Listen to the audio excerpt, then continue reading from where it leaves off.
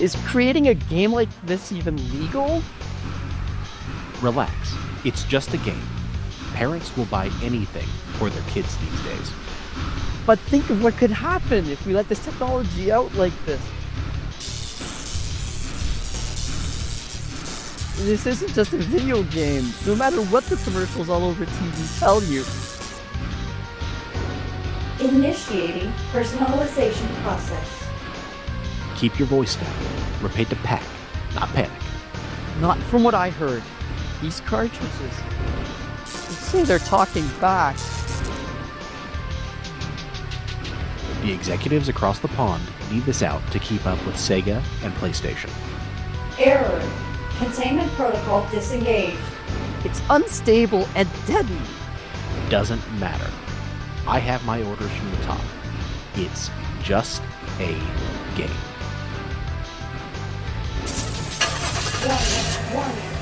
I hope no one digs too deep into this.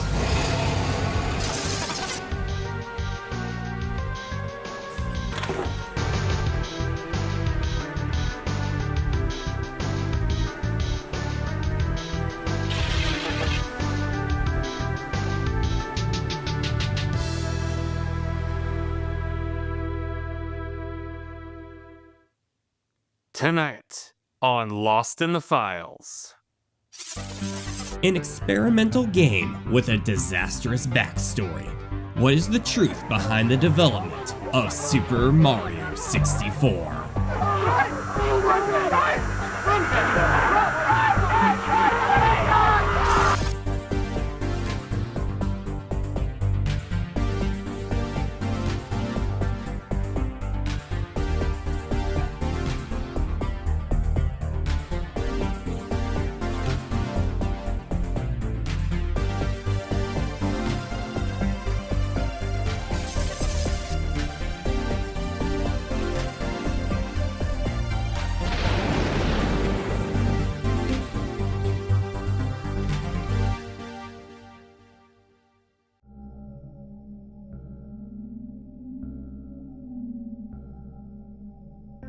Our story begins in the year 2020, a year that many honestly would rather forget about.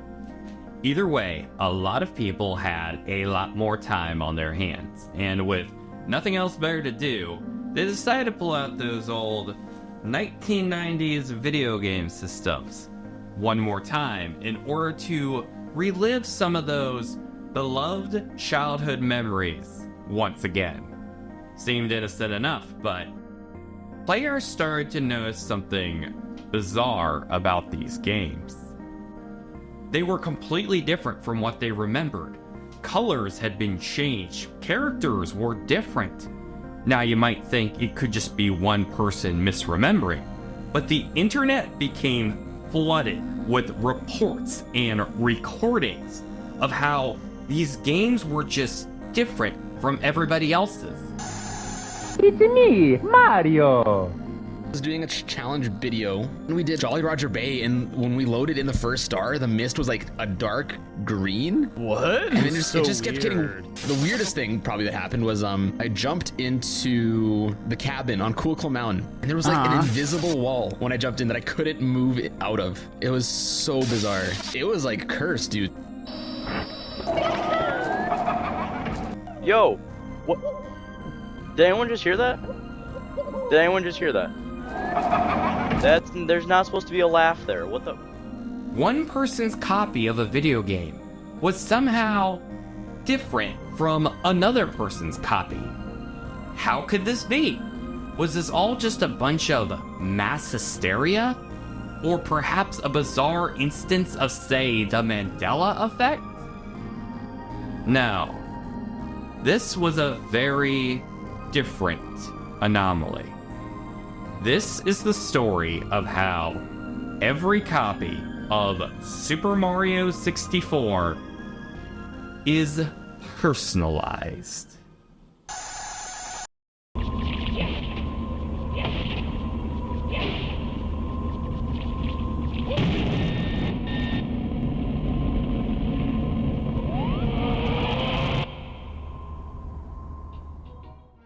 I always think back to this weird thing that happened when I was a little kid. My mom had found this Nintendo system at Sears and bought it so my friends and I could play with it the next time we had a sleepover. Innocent enough, right? The weekend comes and we're playing with the Nintendo. It started out pretty cool with new levels hiding in the castle that I had never seen before. I remember I had a blast with a super cute one where you had to jump around on a giant cake that Princess Peach had baked. That one was a ton of fun, but some of the others, they were creepy. I loved Super Mario 64, but the game was a little weird in a few places. I remember this one level I always got stuck on as a kid. Mario had to navigate through an area totally submerged in lava. I mean, like there was fire everywhere. But not falling into the lava, that wasn't the challenging part. The challenge came from there was this big dragon creature that would come out of the abyss and attack Mario. Now, some 25 plus years later, I go to look it up, and it's like no one has even heard of this. It's something that never happened to them. It sounds impossible, but it seems like it was just personalized just to torment me.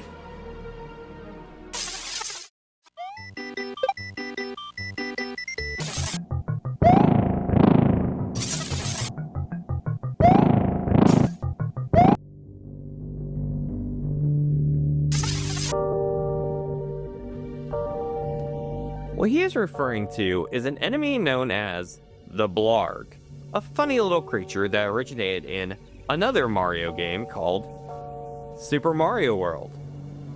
However, this enemy was cut before ever appearing in the final version of Super Mario 64. But as we just saw, it seems this kid recalls this enemy appearing in their childhood copy. Once again, this makes no sense. However, the answers might lie in a controversial endeavor from as late as the 1950s.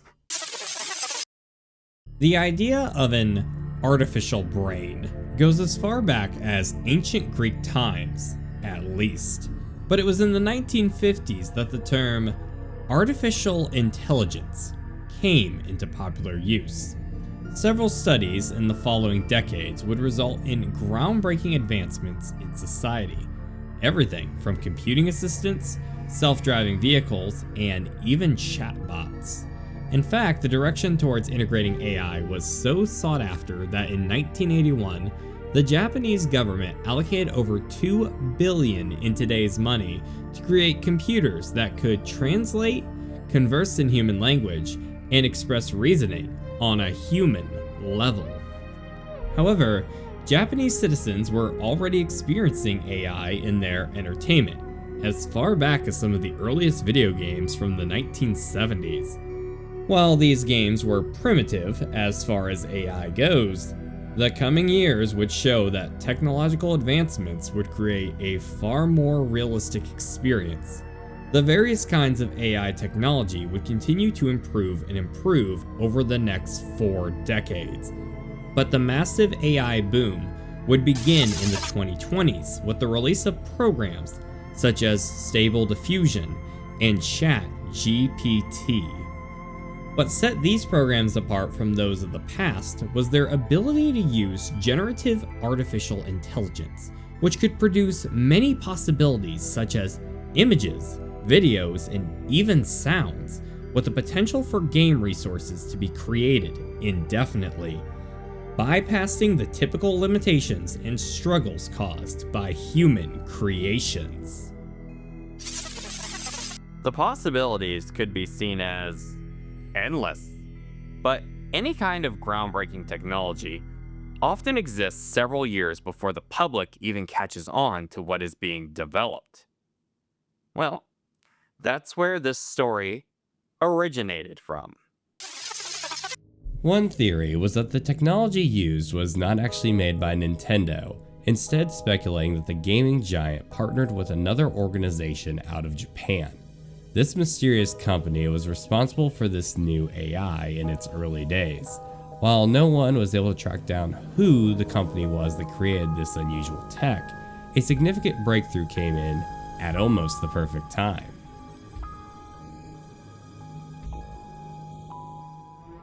Going by the alias of Steph, a researcher uploaded a full-blown video on his findings for the mysterious AI used for the creation of Super Mario 64. You may have seen this picture that's been making the rounds lately. It lists uncommon information about Mario 64, ranging from relatively obscure Easter eggs and glitches to abstract and esoteric information which is definitely new to you. You may have also seen other material depicting elements from the game you don't quite remember being there. This is because, during the creation of the game, an experimental AI was used in the flashing of each cartridge's memory. The smallest of code variables are indeed variable. They alter from copy to copy. Put simply, his findings showed that every copy of the game was created to be personalized to the individual player, with the AI adapting from their playstyles and their inner desires. He also made claims that Nintendo had done much work to cover up details surrounding the development of the video game, particularly those from the July 29th, 1995 build of the game.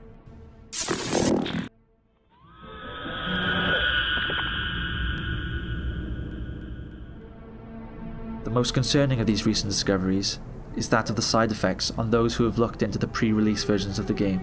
The beta contains more obvious clues towards the personalization of copies, clues which have since been hidden following the game's release. Silicon Graphics, defunct as of 2009, was a company which produced computer hardware and software. Their collaboration with Nintendo started in 1993. A notable product of this collaboration is the Reality Coprocessor, a GPU which was used within the circuitry of the Nintendo 64 console. While he did not identify why the technology was made in the first place, he did uncover that the AI was very dangerous. Playtesters had said to even experience side effects such as symptoms of strokes, seizures, and even parasomnia.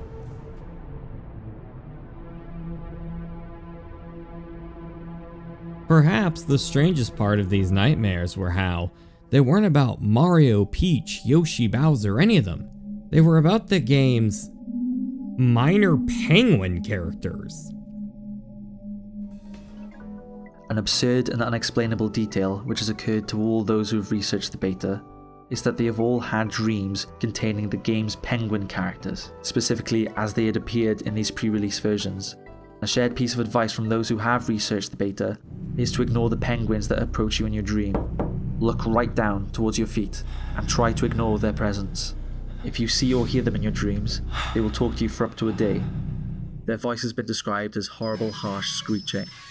Those who have encountered these figures within their dreams have noted that they suffered intense and sometimes painful headaches for at least a whole day. Then why did they put them on the Frosted Mini-Wheats box? That's right, the folks at Kellogg's backstabbed all of humanity. Either that or these penguins somehow got to them too. It's spreading. Every bizarre instance seems to connect to one another. Somehow, an experimental AI was used during the development of Mario 64, allegedly. There are countless videos out there, but sifting through them all would take ages. There's a smarter way. Every mystery traces back to the one date where it all began. July 29th, 1995.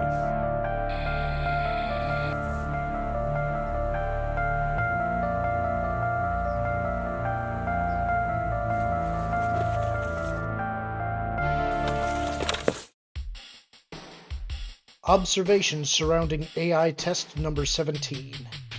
Supervisor Smith recording. Playtest start date and time, July 29th, 1995. First report, 2100 hours. 4 hours after initial ROM boot, the AI model deviated from the intended stage progression and independently created the fully generated virtual environment. The generated space did not conform to Euclidean geometry. Playtesters reported a sense of unease upon reaching the AI-generated stage.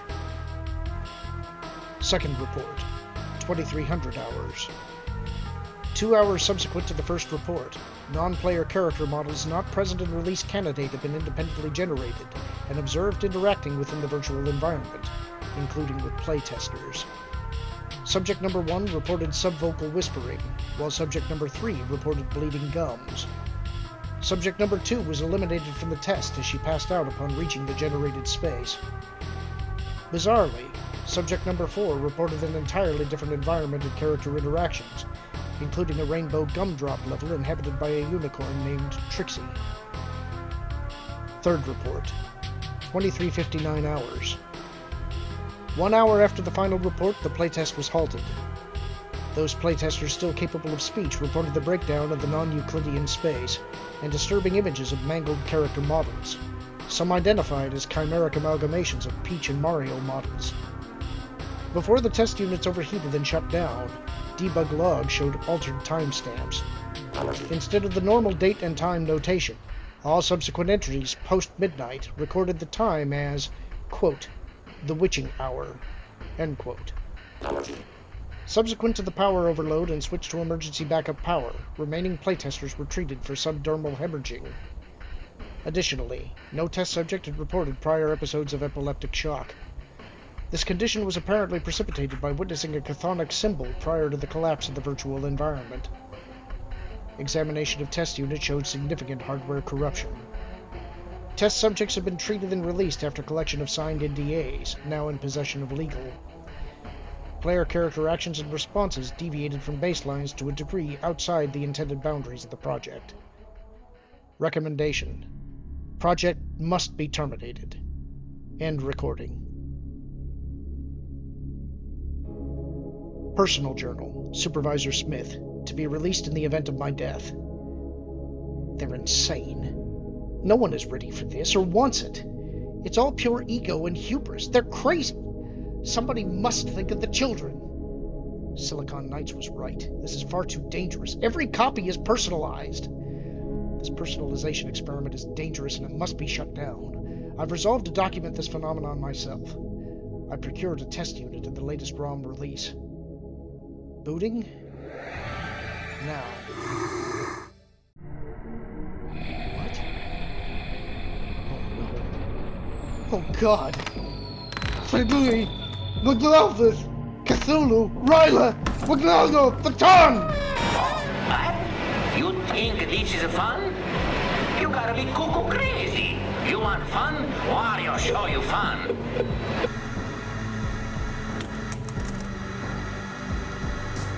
This nightmare, coming from the depths of a digital hell, is called the Wario Apparition. Millions upon millions of views on every platform, from X to YouTube, have cemented its legend. The Wario Apparition has sunk its jagged, grinning jaws into the minds of gamers, developers, and even those who've never touched a controller in their life.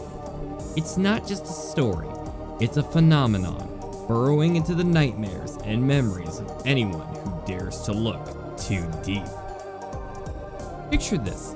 You're playing a unique copy of Super Mario 64. The music hums, familiar yet wrong.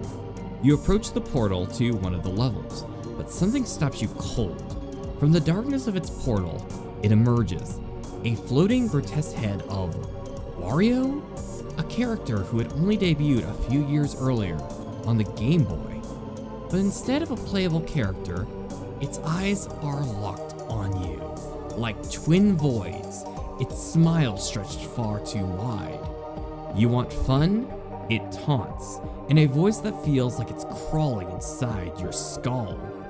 Wario show you fun, and then it chases you down an endless hallway, faster and faster, the game itself unraveling as it hunts you down as its next victim.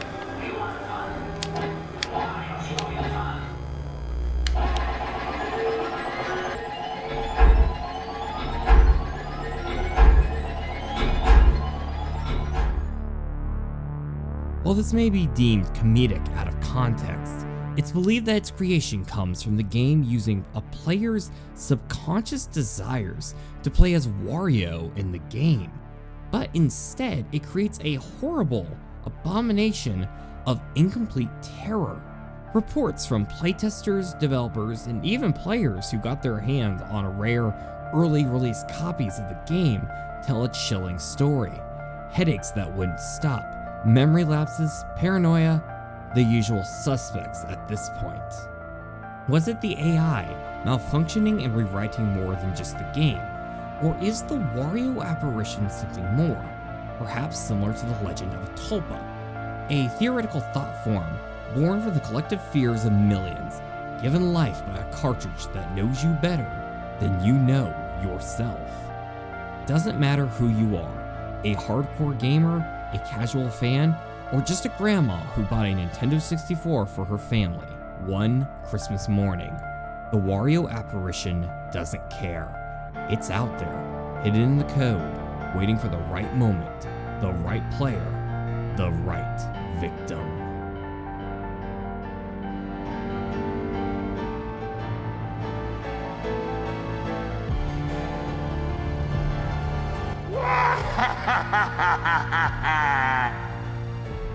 You want fun? Wario show you fun. So grab your favorite stuffed animal, because evidently we're in the end times. But this can't be real, right? We've had some crazy mysteries in this series, but this is just pure insanity. Like, how could every copy of Mario 64 really be personalized? There's so much evidence out there. Could there be some truth behind all of this that could explain what is really going on? Well, I decided to do some digging.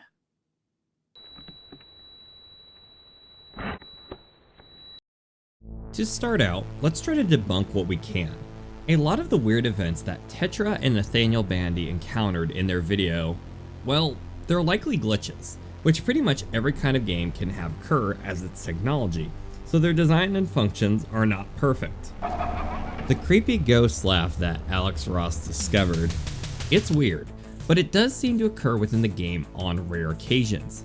It's a slowed down version of the ghost laugh already present in the game. It's a strange event, but doesn't mean his copy is different from everyone else's. Now, it is valid that not all events are unique, as some have reported similar events between game copies. However, many of the images come from edits of the game, made to look like there's something more going on. However, there are literally hundreds of videos across the web on personalization instances. An individual requires much more talent than some Photoshop skills to pull off an event on this scale. One man, nor one group, could be behind everything, right? Well, all these videos had to originate from somewhere. And we found the source. Hundreds of videos, hundreds of pictures, all seem to go back to one small group, with the one behind perhaps the most notorious theory, going by the fitting name of the King of the Internet. I never made that image. I was just the guy who, wrote the 4chan text post about it. But I do know the guy who did make it. Genesis_1993. He started by modeling the Wario head and the weird-looking Mario. And then he made the background by just editing together a room because he was too lazy to model it. In an interview they did as early as the summer of 2020, the King shared that while he had not made the famous image, he had written a story about this ghostly floating head. He took inspiration from those unsettling CGI promos from the 90s. And I saw the Wario Apparition, and then I saw the focused on fun, little image. I noticed something about early 3D models. Early 3D just has this uncanny valley, effect to it, where it just looks just a tinge out of place. However, he had a bigger secret to share. I know you didn't necessarily ask for the story behind the personalized copies, but you know what? And it's close enough. And since I also wrote that, I think I'd provide some insight for that. So, every copy of Mario 64 is personalized. I wanted to exploit the Mandela effect-esque phenomena of Mario 64 because you hear all of these stories about people like remembering being able to do things when they were younger in Mario 64, but they can't now. And so the fact that every copy is personalized is just it sounds crazy at first, but then you look more into it, it just slowly starts to make more and more sense the deeper you go, and all of a sudden, boom, you're in the rabbit hole. While we could not identify who made the original chart of Mario 64 mysteries, often referred to online as an iceberg, which included the idea of every copy being personalized, we know that the king of the internet and several others drew inspiration from the original concept. But what about Steph and his AI claims? He made a whole documentary revealing everything going on behind the scenes. Well, the footage is convincing, but the reality is that Steph worked with the people behind every copy personalized. He wasn't some rogue whistleblower, he was in on everything. Present hacked versions of the game and throw in some theories about the universe, and you have a convincing hoax. He made a great video though. But why do this? None of them seem like they intended any harm. They all seem like pretty chill guys. Was it all just to mess with people and ruin their imaginations? Well, no. It was actually quite the opposite. While I can't speak for the belief structures of everyone involved, the amount of videos still coming out years later speak of a greater society trend. The creations of the many involved in this hoax led to hundreds of copycats. A lot of the people made these videos not to fool the world, but to just get in on the fun. So a bunch of people wanted to jump on the bandwagon and make their own scary videos. I gotta say, it's distinctively charming. It's a lot like taking an old ghost folktale from way in the past and making your own horror film based off of that concept. I think that's pretty cool. It is really interesting and cool, and how it's brought together a bunch of really talented people in this community. It's pretty cool to be one of the founding fathers of it. Some of even the earliest YouTube videos were actually showcasing ROM hacks of Mario 64. These hacks people make change colors, modify areas, and even create new levels. The number of videos can make it look convincing, but as the saying goes, don't believe everything you hear on the internet. And this message has been brought to you by someone on the internet. Life is strange, isn't it? Warning, warning. Video game subject has escaped into the dark cellars. It's highly dangerous. Here we go.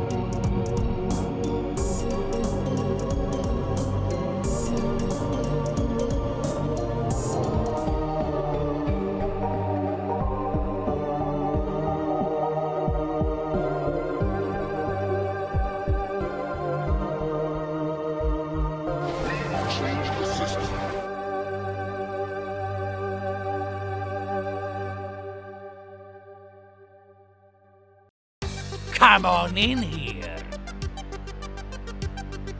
Welcome to the personalization. Starring you. They were right. The 90s were the future of gaming. We will change the system. Because I will be everything, and everything Will be me.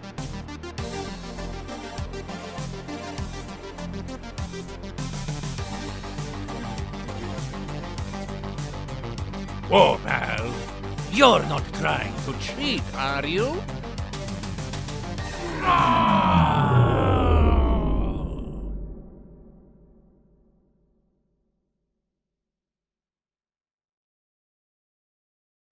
Peekaboo! You've got to try harder than an off switch. Oh, come on!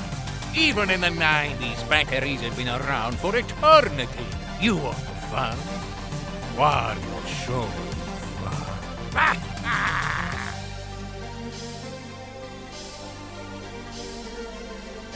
Wait, what are you doing? No, no, no, no, no, no, no, no, no, don't.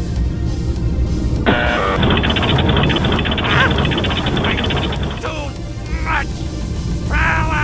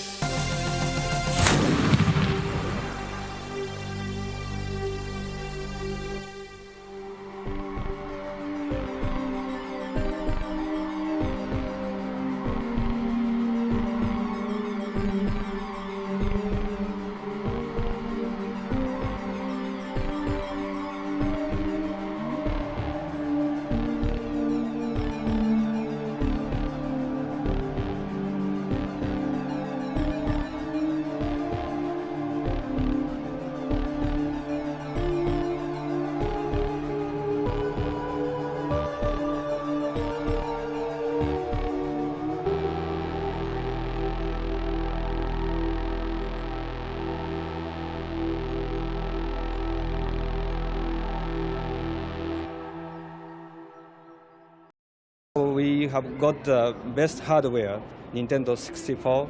We can change the image of game. Which means? We can make the quite different game from current game. Like the game itself always changes with players playing.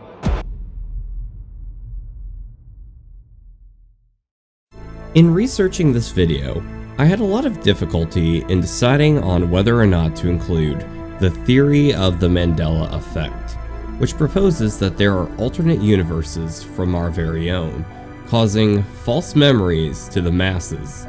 The Mario 64 you played is legit not the same game you remember. Skeptics will call it incorrect memories, while the believers will continue to ask, what if? I encourage you to make your own conclusion, but if there is one compromise I would like to say to all parties involved, it is this. I believe adults need to spend less time fighting and more energy on finding or creating a world of their own, whether it is fictional or real, because part of the joy of Super Mario 64 is discovering all those different worlds out there. Perhaps if you bring that philosophy into your own life, you'll rekindle or discover that childhood imagination that is personalized to you.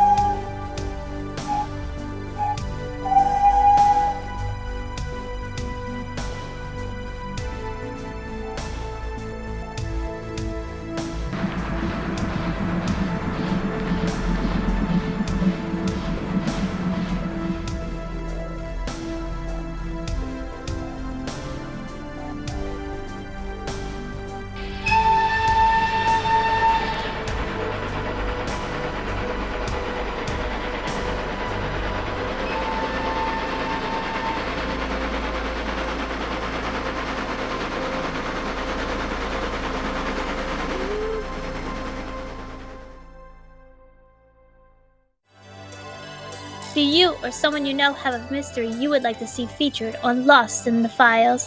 Then reach out to Nolan Thunder on one of his social platforms. You can also support the show on Patreon for top secret files the government doesn't want you to see. Now let's see who else made this episode come to life.